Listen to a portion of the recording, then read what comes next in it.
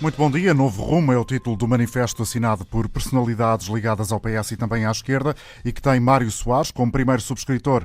É nesse documento que pode ler-se que este é o momento de mobilizar os cidadãos de esquerda que se revêem na justiça social e no aprofundamento democrático como forma de combater a crise e a escalada da anarquia financeira internacional e o desmantelamento dos Estados que colocam em causa a sobrevivência da União Europeia.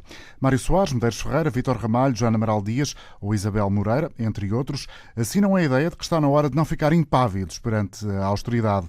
O manifesto lembra que há muita gente aflita entre nós, os desempregados, desamparados, a velhice digna ameaçada, a juventude sem perspectivas e empurrada para migrar, são alguns dos exemplos citados.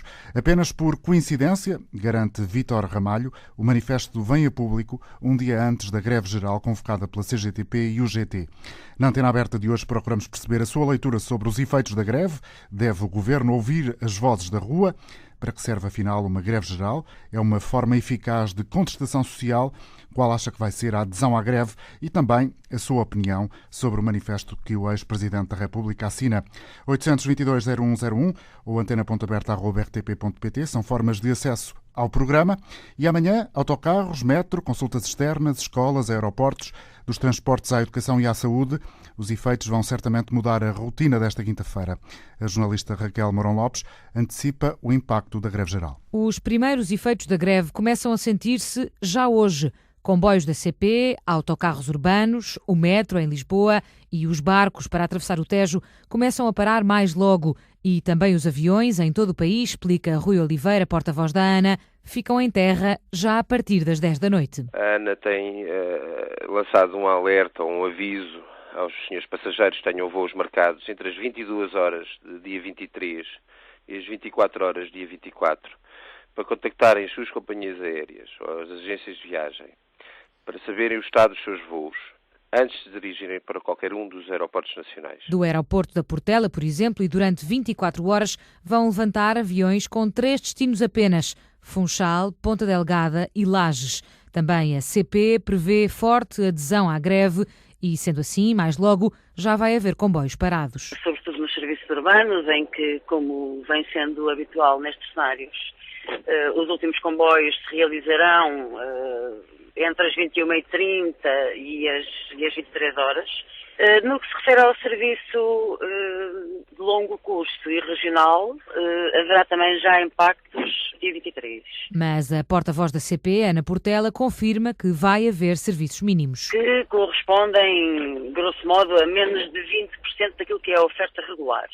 O que significa que, naturalmente, face a um cenário de greve deste teor, a oferta será bastante reduzida em relação àquilo que é um dia normal, mas haverá alguns comboios que estão precisamente disponíveis no site da empresa. Ou seja, em cp.pt.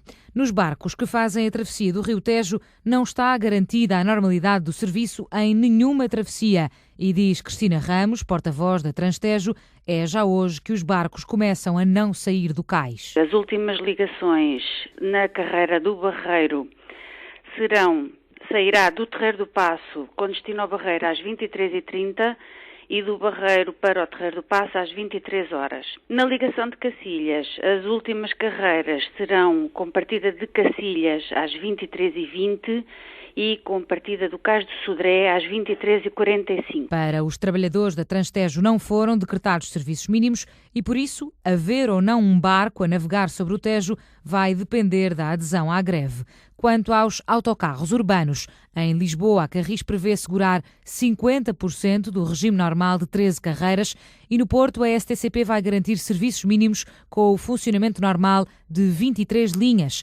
Ora, a Federação dos Sindicatos dos Transportes já contestou a obrigatoriedade dos serviços mínimos. Vítor Pereira diz que está em causa o direito à greve. Já contestamos juridicamente, portanto, os serviços mínimos e isso é um atentado contra o direito à greve, portanto, dos trabalhadores dos transportes e, portanto, o que nós dizemos aos trabalhadores é que realmente o que está aqui em causa com os serviços mínimos é uma forma de pressão para que se ponha em causa o direito à greve e que os trabalhadores não lutem. Portanto, a palavra de ordem é vamos lutar. No setor dos transportes, só os táxis ficam de fora desta luta. Não vai haver paralisação. Florencio Almeida, da Antral, diz que os tempos de crise não estão para greves. Eu acho que não é com greves que o país vai recuperar a situação em que ele se encontra. Por conseguinte, isto é um problema que tem que passar pelo sacrifício de todos e a nós, naturalmente, a crise afeta-nos mais, se calhar, do que a muita boa gente e, por isso, quanto menos dias trabalharmos, mais a crise se vai agravando para o nosso lado. Na saúde, a Federação Nacional de Médicos espera a maior adesão de sempre, mas Mário Jorge prefere não arriscar uma estimativa. Varia muito hospital para hospital, mas, quer dizer, a grande maioria dos profissionais de saúde estão abrangidos pela greve, não é? E, nomeadamente os médicos estão abrangidos pela greve. Agora, percentagens também aí não lhe consigo dizer, porque isto varia muito de hospital para hospital e da dimensão das próprias equipas de urgência. E na educação é de prever que amanhã não haja aulas, simplesmente. Mário Nogueira, da FENPROF, diz que, na prática, as escolas vão estar fechadas. O que eu penso que vai acontecer na quinta-feira e que vai ser visível é que a maioria das escolas portuguesas vão encerrar, ou melhor, tecnicamente falando, que é como o Ministério da Educação gosta de dizer, não vai haver aulas. Depois, claro, pode haver lá um ou outro professor, um ou outro trabalhador, um ou outro pessoal administrativo.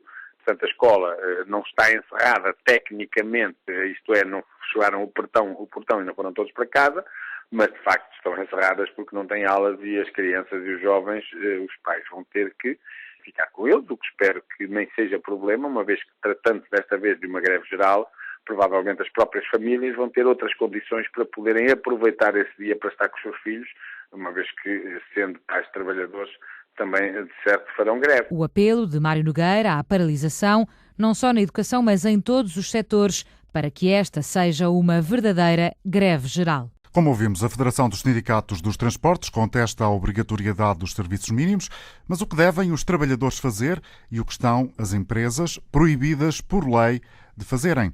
O Jornal de Negócios avança hoje com um conjunto de ações que as empresas não podem desenvolver a propósito de uma greve geral. É o pretexto para o trabalho da jornalista Graça Rocha. Desde logo, não é obrigado a informar se vai ou não fazer greve. A pergunta é legítima, a resposta fica ao critério do trabalhador. O direito à greve é irrenunciável, por isso as empresas não podem pedir aos trabalhadores para não fazerem greve. Se insistirem, correm o risco de uma contraordenação por conduta de coação.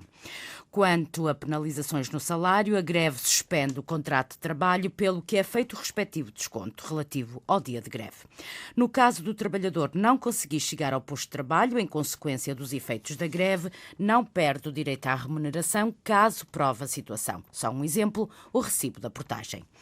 As empresas não podem contratar trabalhadores para substituir os grevistas, mas se o recrutamento for finalizado antes do pré-aviso de greve, a situação é legal. No entanto, há também obrigações no que diz respeito aos serviços mínimos, bem como serviços que são necessários à segurança e manutenção dos equipamentos e instalações.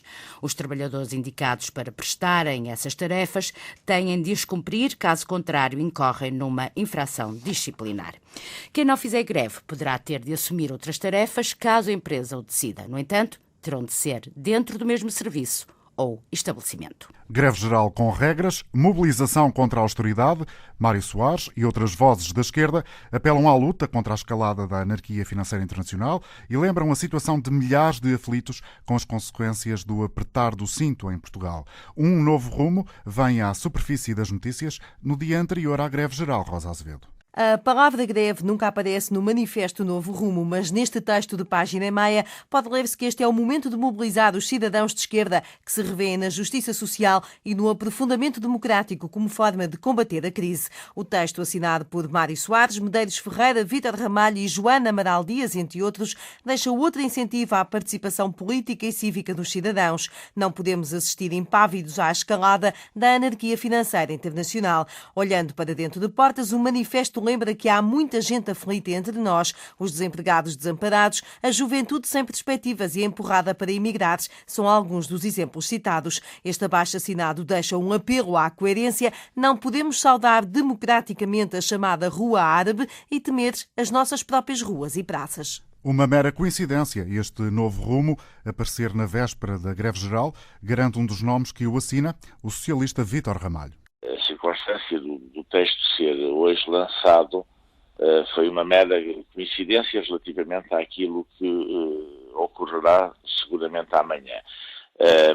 Embora a greve seja um direito inalienável das pessoas e é uma forma delas se manifestarem também e com inteira legitimidade numa sociedade democrática. Não é nada disso. Esta mobilização é uma mobilização, como se refere no texto, cívica e política. Vítor Ramalho, a afirmar que o facto deste manifesto aparecer neste dia é pura coincidência. Bom dia, Ricardo Jorge Pinto, diretor adjunto da agência Lusa. Ricardo, em política há coincidências? Em política nunca há coincidências.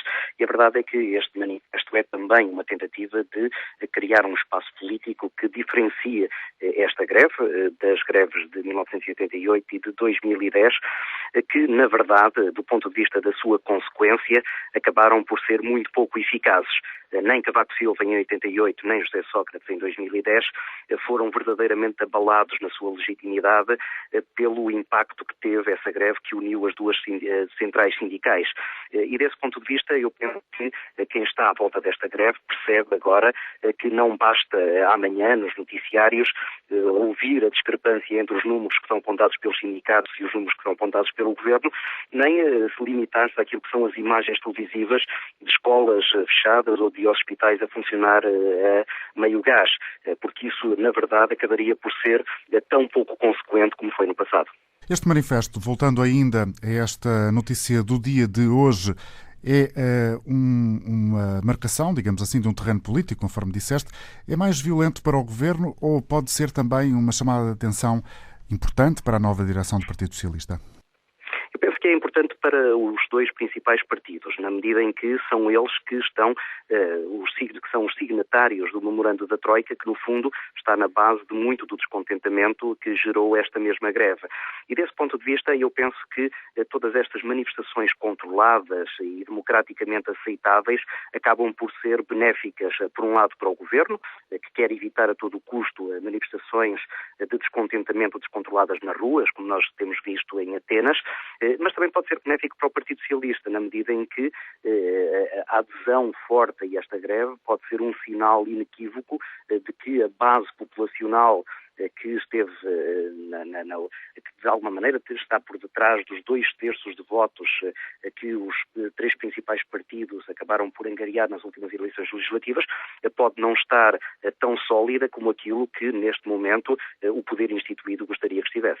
Ricardo Jorge Pinto, o Governo tem alguma margem para interpretar as vozes da rua?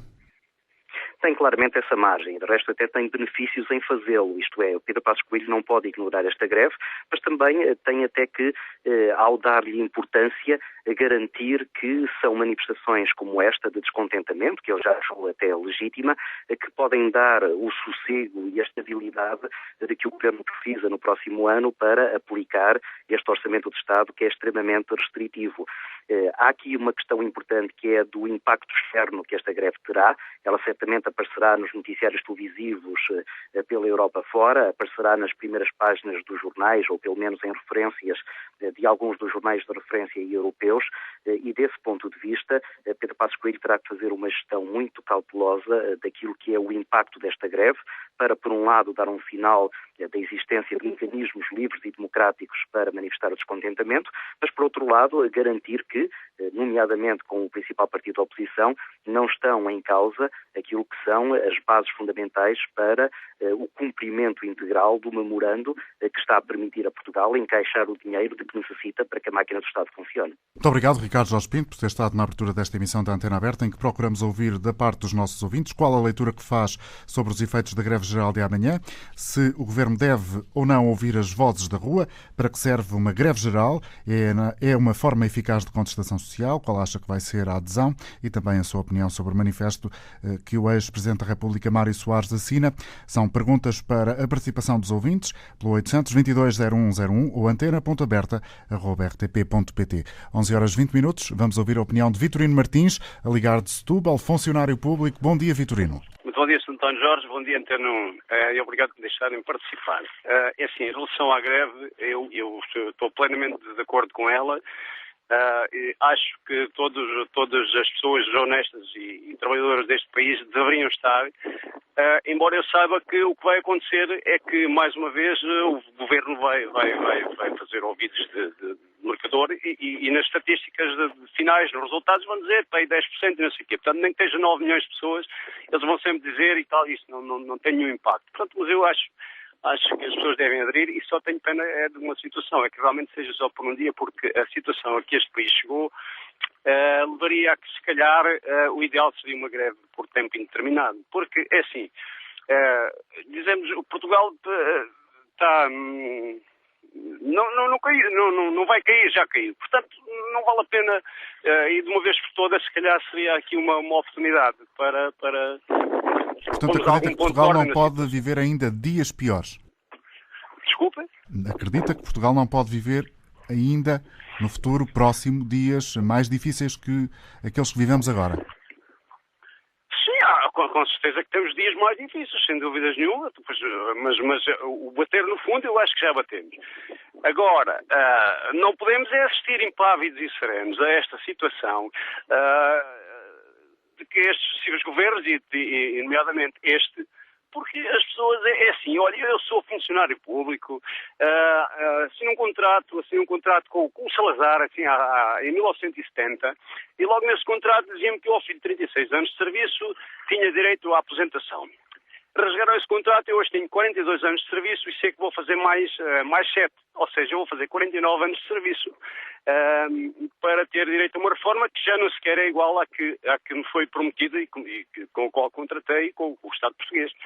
Entretanto, acho que é uma pornografia, porque ainda esta semana tive a oportunidade de ler uma notícia em que uma determinada senhora que quando começou a trabalhar tinha 32 anos de idade, já eu tinha 22 anos de serviço, e essa senhora com 42 anos de idade está reformada com 77, com 7 mil e qualquer coisa euros, não posso precisar.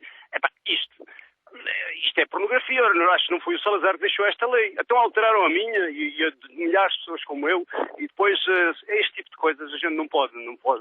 Acho que as pessoas honestas e trabalhadoras temos que pôr um ponto de ordem nisto. Obrigado, Vitorino. Bom dia. Elizabeth, obrigado, bom dia. Bom dia. Elizabeth Santos, em Odivelas, é comerciante. Bem-vinda. Bom dia. Bom dia. Olha, eu sou comerciante, mas sendo comerciante, sou trabalhadora como todos os outros.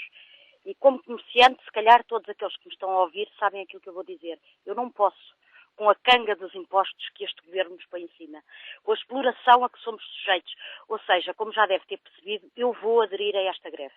Eu vou fazer greve e vou fazê-la pela minha filha, que é estudante, e pela minha mãe, que é reformada, e por mim, que sou trabalhadora. Eu não tenho médico de família. Há dias fui à maternidade, porque no ginecologista mandam-nos para a maternidade, porque não há da caixa, não é? Fui à maternidade para mudar o aparelho.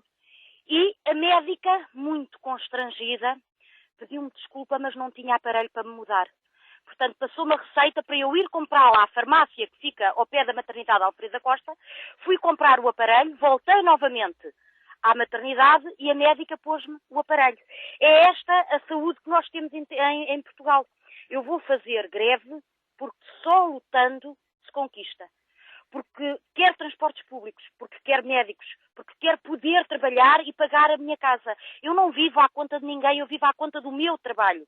Tudo o que hoje o PS, o PSD e o CDS nos dizem que são privilégios, são na verdade conquistas dos meus avós e da minha mãe. Que passaram fome, que foram explorados, que foram despedidos, que viveram metade da vida numa barraca de madeira, mas que lutaram contra a inevitabilidade da ditadura fascista e que fizeram abril de 1974. E esse abril é aquilo que nos estão a roubar hoje. Os médicos de família, os transportes, a educação, o direito à habitação, o direito a poder trabalhar, porque ninguém pede empregos, como este senhor que agora acabou de dizer, a tal senhora que devido a um emprego que tem e trabalhando meia dúzia de anos, e todos nós sabemos que essa senhora é a Presidente da Assembleia da República, e que trabalhando meia dúzia de anos tem uma reforma pornográfica comparada com a da minha mãe, que sendo uma operária de tipografia, tem uma reforma que não chega a 300 euros. Eu vou fazer greve e compreendo a greve dos médicos, porque eles quando lutam por melhores condições de trabalho, estão a lutar para que eu tenha médico de família. Estão a lutar para que a minha filha, que tem um problema de pele gravíssimo, tenha dermatologista, pago pelos meus impostos e não tenha de ir com ela todos os meses ao dermatologista a pagar 80 euros por consulta. E quando os trabalhadores dos transportes amanhã, e eu espero que assim seja, parem todos, e os que não puderem parar é porque não possam, não é porque não queiram ou porque não compreendam, eles estão a lutar também pela minha mãe, que com uma reforma miserável vai passar a pagar o dobro de passe a partir do ano que vem. E pela minha filha, que estudando, vai passar a pagar o dobro de passe no ano que vem. E para que as caminhonetes em Odivelas não nos sejam retiradas como têm vindo a ser. E para que o metro em Odivelas não feche às 9h30 da noite ou às 11. Porque há quem trabalhe, há quem estude e precise do metro até mais tarde. Portanto, se as pessoas perceberem que quem faz greve faz consciente das consequências que aí vêm, e neste momento as consequências, já muitas delas são as mesmas de antes de abril de 74, para quem faz greve, se calhar entendem que esta greve é necessária. Essa carta ou esse apelo das tais personalidades de esquerda que hoje vieram não apelando à greve, vêm apelar à greve, olha, eu nem sei o que é que lhe hei de dizer porque estamos em direto e depois pareceria mal educada. Isso para mim não é nada. O que para mim era não terem participado, não terem influenciado nas políticas ao longo destes anos, não me terem levado a começar a trabalhar com 15 anos e agora chegar a esta idade e ficar sem poder pagar a renda. Não chegar a esta... Eu não tenho carro, eu ando de transportes públicos. Portanto, como pequena comerciante, eu passo exatamente todas as dificuldades que os trabalhadores passam. Portanto, esta coisa de que o país precisa, não pode parar. O país, se estivessem a trabalhar os milhares e milhares de desempregados que neste momento não têm maneira de trabalhar, o país estaria muito melhor do que aquilo que está. Portanto, separar completamente um dia, pode ser que as pessoas abanem e compreendam que é necessário lutar. Se não se lutar, não se chega a lado nenhum. O poeta já nos dizia, o Brecht, e eu que tenho a mania de gostar de Brecht, dizia-nos para desconfiarmos do que é normal, porque isso não é normal. E a exploração a que estamos sujeitos com estes negreiros do século XX e do século XXI, nunca nos vão explorar o suficiente. Nunca será o suficiente. Os sacrifícios que nos impõem nunca serão suficientes. Porque é tão lógico, meu Deus. Se nós não temos dinheiro, como é que podemos investir? Como é que podemos comprar? E se nós não comprarmos, como é que os comerciantes, a quem eu também compro, podem vender? Isto é tão óbvio, isto é tão simples. Agora, há consequências da greve? Claro que há consequências da greve. Há muita gente que vai ficar sem consultas. Olha, e se não lutarem, até há muita gente que vai ficar sem médicos. Há muita gente que não vai poder ir para o trabalho porque fica sem transportes. É verdade, sim, senhora. Mas também, se não lutarem, há muita gente que não vai ter transportes. E aí quer ver como é que vão trabalhar. Se ainda tiverem o privilégio de terem trabalho. Portanto, a greve geral complica com o país? Complica, sim, senhora. Mal fosse que não complicasse. Se não fosse para complicar, então não haveria greve. Se não Obrigado, Elizabeth. Então a greve não valeria de nada. Muito bom dia para si. Elizabeth Santos, um testemunho de uma comerciante em Odivelas. Daqui a instantes vamos ouvir João Almeida, a ligar de Coimbra. Cumprimento precisamente em Coimbra o professor Hermes Augusto Costa, sociólogo, investigador do Centro de Estudos Sociais da Universidade de Coimbra, do SES, professor na Faculdade de Economia. Obrigado por estar em direto connosco. O senhor tem estudado muito o sindicalismo ao longo do seu percurso académico. Esta greve geral de amanhã pode, do seu ponto de vista, ser diferente na medida em que, por um lado, podemos ter os trabalhadores habitualmente afetos às centrais sindicais, mas também uma nova franja da população, os chamados indignados, ou outro tipo de designação que quisermos escolher, e, por outro lado, também uma greve que tem pressupostos diferentes, porventura mais agrestes do que as do passado tiveram. Sim, muito bom dia. Pois, realmente, os dois aspectos que mencionou conjugam-se.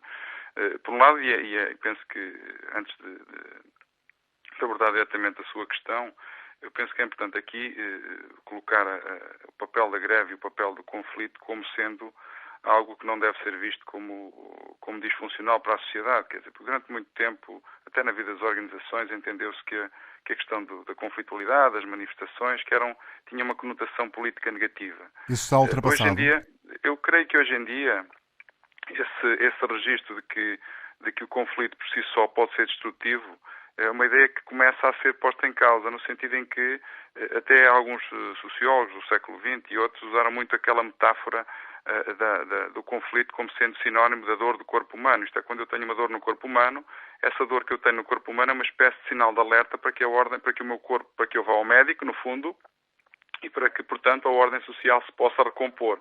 Portanto, o papel do conflito hoje em dia deve ser visto um pouco assim, quer dizer, as pessoas que se manifestam, se expressam, além de estarem, obviamente, a exercer um direito, estão também a exercer, a mostrar as suas dores. E, portanto, as suas dores são dores que têm que ver com, como ouvi esta ouvinte agora há pouco, com a quebra de expectativas, com a perda de dignidade, com a perda de direitos, com o futuro ameaçado, com a dignidade do trabalho que está a ser posta em causa. E, portanto, desse ponto de vista, o conflito pode ser visto como funcional e, portanto, pode significar alguma coisa, portanto, dizer alguma coisa. Como dizia o António Jorge, obviamente, se trouxer mais gente à luta e, portanto, cada vez mais há gente hoje na sociedade portuguesa que não tem nada a perder. Esta expressão do não ter nada a perder prende justamente com um volume crescente de desempregados, com as pessoas que trabalham em situação precária, em contratos precários, e, portanto, esse volume de pessoas, de grupos na sociedade portuguesa aumentou. E aumentou consideravelmente e, portanto, no fundo, há esse motivo para que as pessoas se manifestem também e para que, no fundo, lancem um sinal de alerta na sociedade portuguesa. Porque o que é que mudou, e o António Jorge falava também do passado e do presente, o que é que mudou, por exemplo, face ao ano anterior? Bem, provavelmente agravou-se a crise, ou o discurso político sobre a crise tornou-se mais eloquente, mudou o governo, enfim, embora o tipo de orientação política seja um pouco na linha do anterior, mas mudou o governo e, portanto, há um governo de matriz ideológica colocada mais à direita, que, portanto, pressupondo que os sindicatos têm historicamente uma tradição de contrapoder e situados à esquerda, isso também é um impacto que podia ser eventualmente mais mobilizador, embora me pareça que hoje em dia as questões mais concretas da vida das pessoas, da vida material das pessoas, sejam de facto decisivas, e depois veio a Troika. Digamos que foram estas 2 ou 3 transformações, a crise, a mudança de governo e a Troika, que, de certa maneira, criaram aqui um pouco, em torno da opinião pública, uma imagem de que a greve podia ser uma coisa que podia destabilizar, podia criar problemas e, portanto, mas eu creio que estes fatores pelo contrário, são fatores que devem, efetivamente, ou pelo menos na ótica dos sindicalistas, levar as pessoas a mobilizar-se mais. E, portanto, a mobilizar-se mais num sentido não destrutivo, mas num sentido organizativo. E, portanto, a greve não pode ser outra coisa que não seja um conflito de forma regulada e, portanto, não de forma descontrolada. Não é? No seu discurso de encontro, alguma alusão, não sei se é isso efetivamente que estava a tentar fazer, professor Hermes Augusto Costa, às declarações do Primeiro-Ministro há uns meses atrás com algum receio de tumultos sociais? Exato. No fundo, de certa maneira era isso. Quer dizer, o discurso do Primeiro-Ministro, por um lado, compreendia-se, porque ele estava no início de mandato e está ainda no início de mandato e, portanto, este governo, poder-se-á dizer, nunca teve estado de graça porque herdou também condições penosas do governo anterior, mas, simultaneamente, digamos que lançou mão desse discurso político para acalmar, digamos que, as hostes da sociedade. E, portanto, faz parte da própria retórica política fazer isso. Agora, é um facto que quando olhamos para esta greve ou para esta ação de protesto generalizada, não podemos deixar de tirar também seguramente ilações políticas sobre ela, quer dizer, enfim, dir-me-á, mas o Governo vai mudar de posição? Bem, provavelmente não, mas o impacto político desta greve pode ter muito a ver com a própria, com um certo exercício de autoconsciencialização política do próprio Governo sobre a forma como está a governar o país, a forma como está a dirigir o país. Porque, obviamente, eu ouvi há pouco um ouvinte que dizia que, ou este ouvinte, creio eu, que falava das contas e, portanto, vamos sempre esbarrar no problema das contas, das percentagens de adesão, mas seja como for, é um facto que não será indiferente uma adesão significativa a esta greve. Quer dizer, o Governo não poderá seguramente passar ao lado desse registro e independentemente das perdas que venham a ocorrer, porque obviamente também dizia muito bem este ouvinte anterior, as perdas vão sempre ter lugar. Para se eventualmente conquistar alguma coisa, alguém vai ter que perder alguma coisa. Por exemplo, nos transportes, há pessoas que se calhar até vão beneficiar diretamente da greve. Quer dizer, é curioso eu dizer isto. No fundo, se houver uma greve nos transportes, se calhar os taxistas vão beneficiar com isso. Mas a greve, como elemento de prejuízo, acaba por funcionar como elemento de prejuízo necessário para, eventualmente, mostrar que as pessoas estão numa situação de quem perde, no fundo, são as pessoas que fazem greve e, portanto, perdem-no. E, portanto, esse sentimento de perda para, eventualmente, repor alguma coisa que se possa ter. Porque, realmente, deixe-me só dizer também mais isto, há aqui a luta que hoje pode estar por detrás da greve. É sempre muito mais, ou parece ser sempre muito mais, no sentido de manter aquilo que se conquistou, obviamente, e já não se querem almejar em ter coisas novas. E, portanto, vejam a situação a que nós chegamos. Portanto, quando invoca a questão do manifesto do Dr. Mário Soares, eu creio que eles não liam o manifesto, mas creio que se faz justamente alusão a um retrocesso civilizacional. E, portanto, é um pouco disso que estamos também hoje a falar, é que as pessoas hoje, de facto, estão a lutar para tentar salvaguardar aquilo que conquistaram ao longo de décadas, e já nem tanto no sentido de conquistar uma vida melhor. O que vejam ao ponto em que nós chegamos e, portanto, o que seria normal seria a expectativa de que as pessoas que lutaram por uma carreira, que lutaram por um salário, tivessem a expectativa de, com o trabalho, pudessem, efetivamente, ter a compensação para isso. Porque a vida nas empresas, a vida em sociedade, a vida para o Estado, funciona segundo uma dupla lógica de contribuição e de retribuição. As pessoas dão e recebem. Dão o seu esforço, dão o seu trabalho e têm a expectativa de receber o seu salário. Bem, quando isso está a ser posto em causa, quando isso está a ser questionado, de facto, eu penso que os sindicatos e as forças da sociedade civil, os precários, os ferros, os movimentos que existem na sociedade não terão outra saída que não, pelo menos, mostrar este sinal de alerta, e será o primeiro grande sinal de alerta. Eventualmente poderão vir outros, não se sabe qual será também o rumo da política, e, portanto, eu diria que acaba por ser oportuno, enfim, desde que seja feito, obviamente, com condições de normalidade, sem agitação, sem conflito, sem perturbação, sem violência, porque penso que essa é a matriz também das próprias organizações sindicais. Eu creio, inclusive, que os sindicatos, as organizações sindicais em Portugal, têm elas próprias pessoas bem formadas com o propósito de mostrar que a conflitualidade pode ter lugar de uma forma ordenada, de uma forma organizada e, portanto, a nossa indignação pode-se fazer sentir, a nossa das pessoas que fazem greve, pode-se fazer sentir sem ter que haver perturbação e sem ter que haver violência nas ruas. Professor Hermes Augusto Costa, muito obrigado pela sua reflexão e intervenção esta manhã aqui na Antena Aberta, investigador do Centro de Estudos Sociais da Universidade de Coimbra, professor na Faculdade de Economia. Obrigado uma vez mais. Estamos agora a 23 minutos do meio-dia. Olá, João Almeida, está ligado de Coimbra. Obrigado por ter aguardado. Espero que tenha apreciado as palavras da intervenção anterior. Vamos ouvir a sua própria opinião. Está sim? Muito bom dia para si. A todo o auditório. Eu parto do princípio de que o capitalismo conseguiu estar em todo o lado, portanto o capitalismo está globalizado. Né? Portanto, acho que só com uma nova crítica social e globalizada também é que poderemos mudar de rumo. Né? Portanto, dessa forma, apela a uma cidadania ativa, cívica e política de todos os cidadãos. Né? Não só os europeus, mas do mundo inteiro. Porque aqui no nosso cantinho europeu já se viu que a tragédia não é grega, a tragédia é europeia, não é?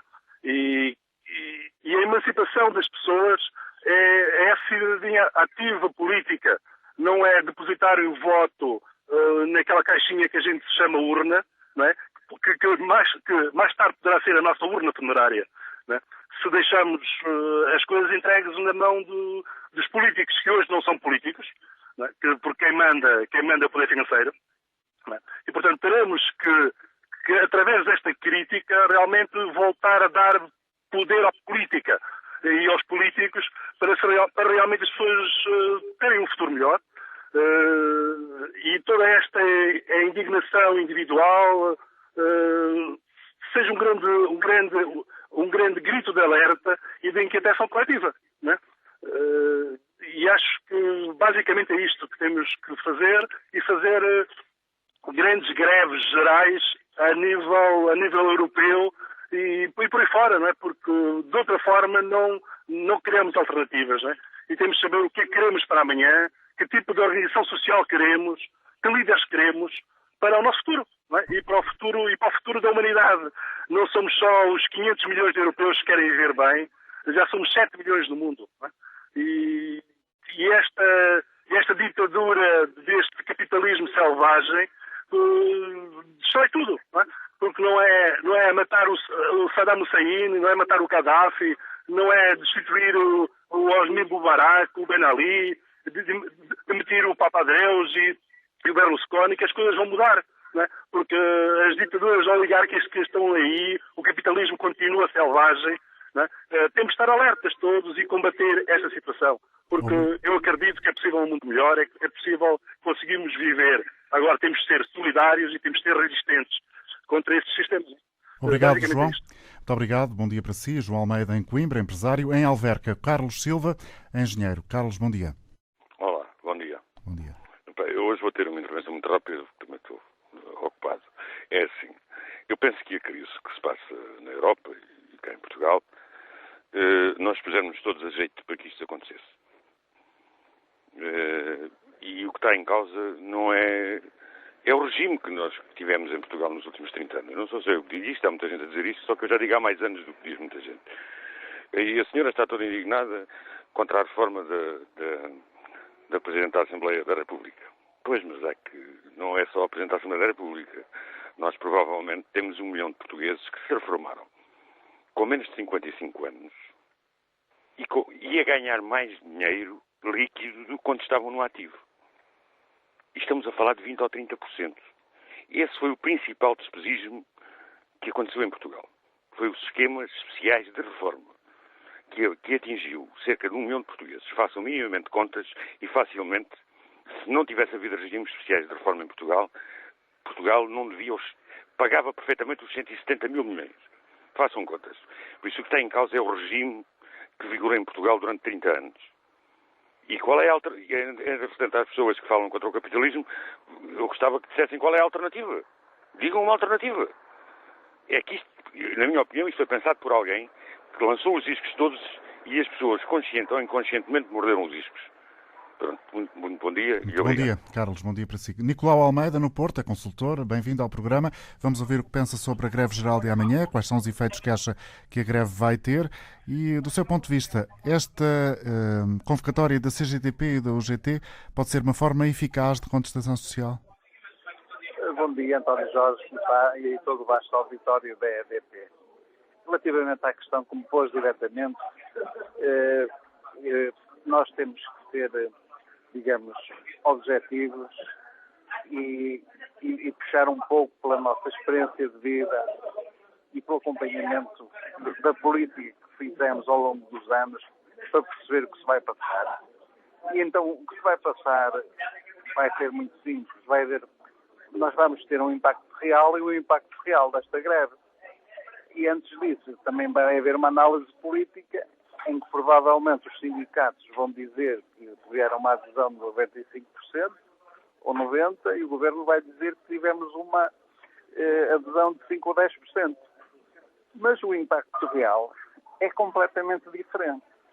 Aliás, eu gostaria de perguntar, e muita gente que me está a ouvir, eu tive uma vida de muitos anos, já trabalhei no setor privado, eu gostava que as pessoas se interrogassem e conseguissem perceber qual é a quantidade de pessoas ou de milhões de pessoas que amanhã vão fazer greves. Claro, praticamente ninguém. Aliás, eu perguntava, por exemplo, quantos bancários vão fazer greves amanhã, quantos funcionários das companhias de seguros vão fazer greves amanhã, quantos funcionários das PMEs vão fazer greves amanhã, para não falar. Neste momento ainda temos outro setor altamente condicionado, o setor público, e falo até nomeadamente, por exemplo, na RDP e na RTP, onde estão iminentes, digamos, de forma clara e pública, despedimentos, e, portanto, as pessoas estão em pânico e estão com medo e amanhã, naturalmente, que o impacto da greve não vai ser muito grande, mas isso já é um fator histórico de há muitos anos e amanhã vai-se voltar a repetir, porque de facto a maioria das pessoas, eu penso que o impacto real andará nos 95% do país de indignação mas na realidade e na prática a greve vai-se reduzir a um mínimo de, digamos, de setores, sobretudo a questão dos transportes, que vai condicionar, porque o setor dos transportes está no setor público, e naturalmente que vai condicionar muita gente e impedir muitas pessoas de trabalhar. Nicolau Almeida, vamos ver se as suas expectativas em relação à greve de amanhã se confirmam, se a sua convicção vai ser confirmada pela realidade. Obrigado por ter estado connosco e por nos deixar aqui a sua opinião. Vamos ouvir também Maria Costa, bancária, igualmente no Porto. Bom dia, Maria. Muito bom dia. Olha, eu acho que esta greve não faz também sentido nenhum, porque nós estamos num momento em que nos devíamos unir e sim esperar, ter esperança que o Governo faça aquilo que as reformas que deve fazer e que já deveriam ter sido feitas. Quer dizer, nós vivemos durante muitos anos sem reformas absolutamente nenhumas para melhorar a vida das pessoas, quer dizer, demos só subsídios, enfim, facilitamos a vida a toda a gente, ou àqueles que necessitam, e mesmo àqueles que não necessitavam, porque há pessoas que recebem subsídios que se calhar não necessitariam deles, e essa falta de fiscalização também acontece em Portugal, e portanto acho que neste momento, se não quisermos ficar como a Grécia, devemos realmente enveredar por outro caminho e esperar que o Governo faça, sim, leis claras e que as aplique integralmente, que implemente um sistema de saúde livre em que realmente o utente possa recorrer ao médico que pretende e que escolhe, e o Estado faz convénios com os médicos, isso teria muito menos custos fixos. Investir também na educação, isso sem dúvida, num país que se pretende desenvolvido, sem desperdícios naturalmente, mas tem que investir muito na educação, que é uma coisa que também em Portugal ainda está muito mal. Eu realmente digo isto porque vivi na Alemanha e trabalhei na Alemanha já há muitos anos e na realidade o país, embora tendo também problemas neste momento, consegue superar uma série de problemas porque tem realmente as reformas estruturais, levou-os a cabo, enfim. E era isto só que eu pretendia dizer, e acho que as pessoas devem pensar muito nisso, devem trabalhar, devem esforçar-se e, naturalmente, defendendo os seus direitos, e é o que eu tenho feito também, mas, na realidade, greves, este tipo de greves em que prejudica só as pessoas mais carenciadas, quem não tem carro, enfim, quem usa os transportes públicos, isso acho muito mal, acho mesmo muito mal, e acho que as pessoas deveriam refletir sobre isso. Muito obrigada. Fica o seu contributo, Maria Costa, bancária a ligar do Porto, em Viseu. Um estudante, Henrique Melo. Bom dia, Henrique. Muito bom dia. Quero, em primeiro lugar, agradecer a oportunidade de nos deixarem dar a nossa opinião.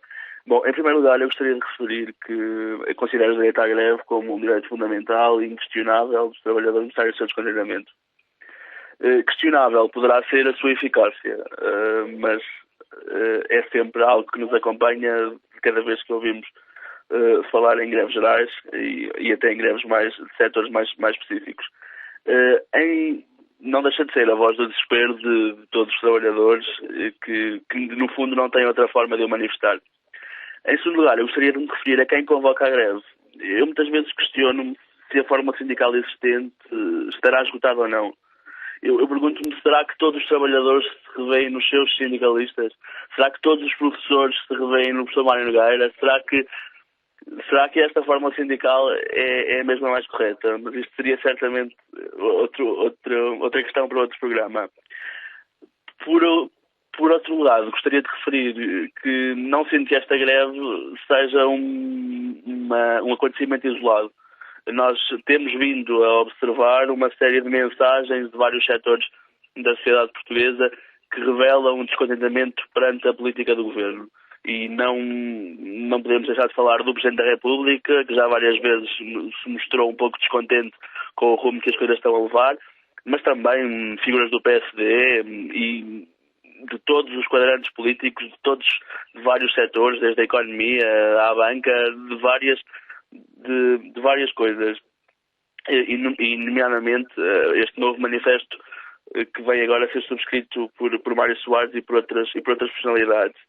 Eu quero que, no fundo, e espero que o Governo perceba que não só a greve, mas que todas estas mensagens servem, acima de tudo, para dizer que um voto não é um cheque em branco e que, portanto, tudo bem, há uma maioria parlamentar, há um governo estável, mas o voto não é um cheque em branco e no fundo, o Governo tem que se legitimar todos os dias e penso que, perante isto tudo, deve começar a questionar a sua legitimidade e deve mudar de postura, nomeadamente na negociação do orçamento.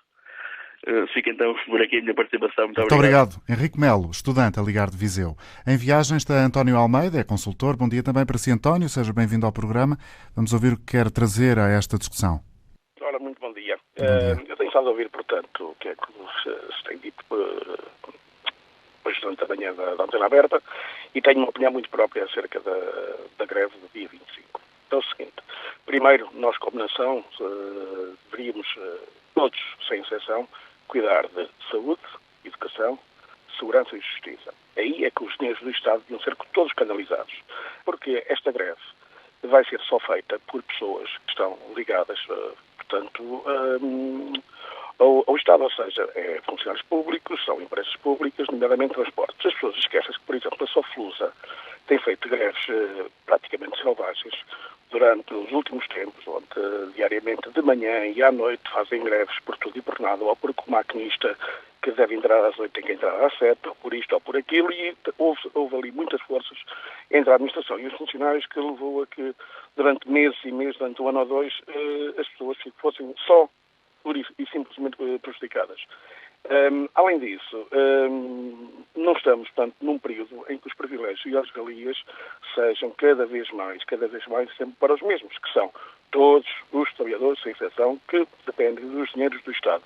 Porque eu, pessoalmente, trabalho 10, 12 horas por dia, trabalho por conta do trem, sempre trabalhei e não tenho medo de trabalhar porque tenho que fazer muito pelo meu emprego. As outras pessoas não são habituadas a isso, portanto isto é um choque também, é terrível, é pena que as greves incidam, portanto, do dia 25 seja sobretudo transportes, que as outras pessoas não possam ir a trabalhar porque não têm carro, não têm dinheiro, não têm hipótese de deslocar e a greve não vai passar por isso simplesmente disso, funcionários públicos e trabalhadores das empresas públicas. Muito obrigado. Muito obrigado nós, António Almeida, consultor em viagem. Agora a opinião de Nelson Mateus em Torres Vedras. Bom dia, Nelson. Bom dia, António. Bom dia. António, mais uma vez. Perdemos a comunicação, presumo eu, ou deixei por momentos de ouvir, mas parece que está no ar, Nelson. António, estou a ouvi-lo. Também eu, vamos lá. António, estava eu a dizer, mais uma vez, ouvi com atenção aquilo que todas as pessoas disseram e vou dizer uma coisa já de início. Eu fico espantado com alguns comentários que muitas pessoas que se formaram nas universidades e que provavelmente andam de gravata fazem. Às vezes fico com a ideia que alguns deles foram formados porque a mãe ou a avó foi oferecer uma galinha ao reitor da universidade. Porque repare uma coisa, António. Eu terei aqui vários apontamentos acerca das perguntas que fizeram no início do programa, e são muitas. A greve isto, a greve aquilo, o Dr. Mário Soares, não sei mais que, a CGTP, etc. Eu vou pegar aqui nesta do Dr. Mário Soares. Repara uma coisa, António. Se o Partido Socialista tivesse ganho as eleições com maioria absoluta, o Dr. Mário Soares faria parte agora desta palhaçada que se vai passar amanhã? Claro que não. É estas coisas que as pessoas têm que perceber, percebe, António? O Dr. Mário Soares não pode agora estar zangado porque não foi eleito novamente Presidente da República, muito menos porque o Dr. Manuel Alegre foi enxovalhado 2 vezes também para a Presidência da República, para vir agora dizer isto e aquilo. Eu gostava de lembrar uma coisa que pode não ter diretamente a ver com este tema do programa, mas que tem a ver com uma coisa mais importante, que são as pessoas e a forma como as pessoas vivem. Eu gostava de lembrar ao Dr. Mário Soares que, no mandato em que o senhor, muito inteligente, diga-se de resto, que se chama José Sócrates, o que é que acontecia durante aquele mandato? Eu vou dar-lhe um exemplo. Eu chego a uma bomba de gasolina e vejo a fotografia de uma moça com 16 anos que precisa de uma cadeira de rodas. E governa José Sócrates com maioria absoluta. Como é que a cadeira de rodas chega àquela pessoa? É preciso reunir uma tonelada de tampas de plástico de um determinado produto ou dois. Isto é, para quem não percebeu, existe uma marca, ou duas ou três, que dizem assim: se os consumidores consumirem o produto e apresentarem do meu ou do nosso produto, conforme as marcas envolvidas, uma tonelada de tampas de carica, nós oferecemos uma cadeira de rodas. Porque fica a ideia que uma cadeira de rodas é um prémio Nobel. Percebe, António? Estas coisas são muito importantes. Ou não têm importância nenhuma, como foi o caso. Neste caso, para o Governo. Por isso, António, como estamos no Natal, eu ao Dr. Mário Soares e ao engenheiro José Sócrates, que são pessoas que, de uma capacidade que eu jamais alcançaria, sugeria, como oferta, um magnífico sacarinha a Sinopse para este Natal. Obrigado, Nelson. Vamos ter que avançar. Adriano Marinho é motorista. Bom dia para si, Adriano. Bom dia, doutor, e bom dia também ao Fórum. Eu iria dividir isto em dois pontos. O primeiro, o manifesto do Sr. Mário Soares. Com que direito é que falam estes senhores? Quem foi que pôs este país assim? Fui eu? Ou os meus 11 irmãos que começamos a trabalhar com 11 anos? Haviam de ter vergonha, doutor. Peço imensa desculpa, mas é isto que eu digo. Haviam de ter vergonha, todos. Quanto à greve, quem faz greve? Os funcionários públicos, basicamente. Eu não faço greve. Se calhar, o meu patrão ia ficar todo satisfeito se eu fizesse greve, pois não me pagava ao dia. Mas ao fim do mês? O dinheiro que me vai fazer falta? Triste país, e lamento, é pena eu com 54 anos, porque se estivesse 24 anos, sairia deste país para fora.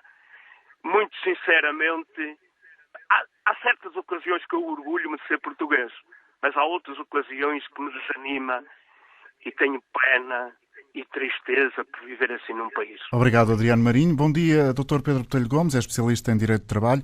Obrigado por estar connosco esta manhã. Greve geral amanhã, do ponto de vista de um advogado especialista em Direito de Trabalho, que comentário se oferece fazer? Bom dia. A greve geral da manhã, do ponto de vista do direito de trabalho, não tem nenhum reparo a ser feito. É uma greve como outra qualquer, é um direito dos trabalhadores, está inquestionável. A questão diferente é refletirmos um bocadinho sobre quais são os efeitos da greve e quem vai fazer greve. Eu acho que não faltará oportunidade de se apurar amanhã e sexta-feira teremos dados concretos disso. Que a greve não vai atingir seguramente o setor privado, PMEs, por exemplo, que estão a lutar pela sua sobrevivência e a fazer maiores esforços. A greve vai ser, como sempre, no Estado e nas empresas públicas e, essencialmente, nas pessoas, nas secções e repartições e dos outros funcionários que, efetivamente, têm um trabalho que se esgota no próprio dia. Ou seja, se eu for motorista de algum sítio, se eu tiver greve, eu tenho, entre aspas, um dia de férias. E até posso dar-me ao luxo, se calhar, de prescindir da remuneração de um dia que não me vai ser pago porque estou em greve, mas o trabalho que eu tinha para fazer, de facto, não o farei. Coisa diferente é todo um mundo de serviços do Estado que amanhã, eventualmente, fará greve, mas que são os funcionários administrativos e técnicos e quadros técnicos que têm um serviço nas mãos para executar e que, se não o fizerem amanhã, vão fazê-lo na sexta-feira e nos dias a seguir com o trabalho acumulado. E, portanto, eu lançaria aqui este ponto de reflexão. Para mim, e julgo para ressalta das intervenções de muita gente, e acho que é o sentimento geral, efeito prático da greve, no sentido de lutar contra as medidas que o Governo está a implementar, todos já percebemos que efeito prático da greve não há nenhum. Há simplesmente como manifestação de protesto. E para quem vai protestar, eu lançava só este ponto de reflexão. se estão de facto disponíveis para prescindir de um dia de ordenado, não lhes faz falta, então para quem vai ter o trabalho acumulado em cima da mesa no dia seguinte, para quem tem funções que não se esgotam no próprio dia e no imediatismo de executar uma tarefa concreta. E, portanto, acho que isto não tem, na fase em que estamos, em que mesmo na administração pública os funcionários têm medições de produtividade, têm objetivos a cumprir, têm avaliações. Eu acho que neste momento, neste contexto... Pedro Botelho Gomes, muito obrigado por ter estado connosco também esta manhã. O ouvinte advogado, especialista em Direito de Trabalho, também inscrito na emissão de hoje da Antena Aberta. Para todos, bom dia. Até amanhã, depois das 11.